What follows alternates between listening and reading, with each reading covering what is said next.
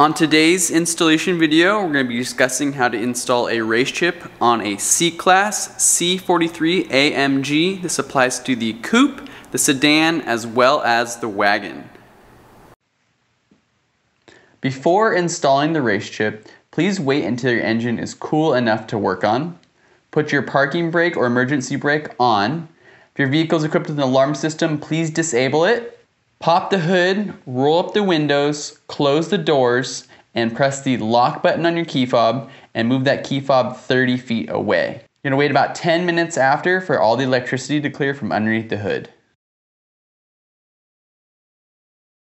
To remove the engine cover, there's going to be a couple of mounts in either corner. Simply grab on the bottom and lift up and pull away.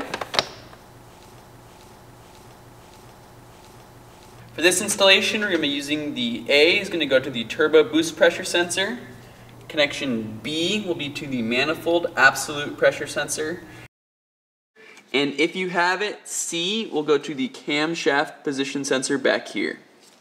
Now we're going to connect the A connection to the turbo boost pressure sensor.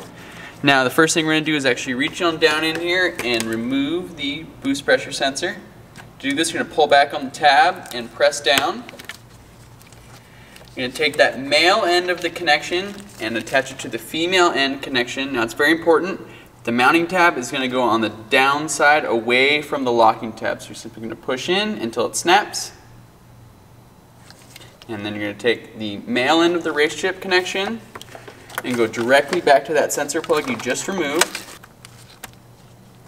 And then press the locking tab and make sure it locks. The A connection securely in place. Next up will be the B to the manifold absolute pressure sensor here.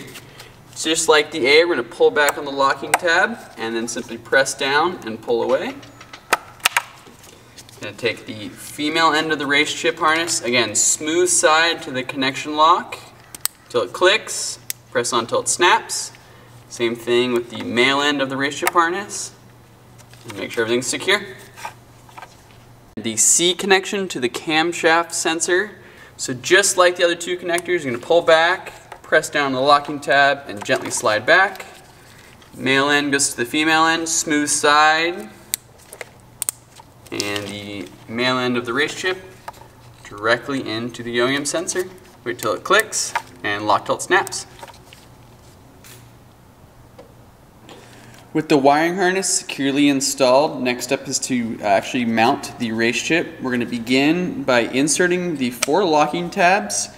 The really nice thing about these is you can actually mount the RaceChip in either direction, as well as when you go to remove the RaceChip, you can press the simple locking tab and leave these zip tied in place and just remove the RaceChip. That makes a very easy installation and reinstallation. Now in placing the RaceChip, it's very important to stay away from any hot or moving parts or any place that moisture can easily get to. Now the RaceChip comes with a deactivation plug installed. What this is the bypass chip. So if you ever need to remove the RaceChip, not to actually install the RaceChip, we're going to remove the deactivation plug by pulling on the FCI plug away from the deactivation plug. Take the RaceChip, insert it straight in, and lock it with the FCI plug.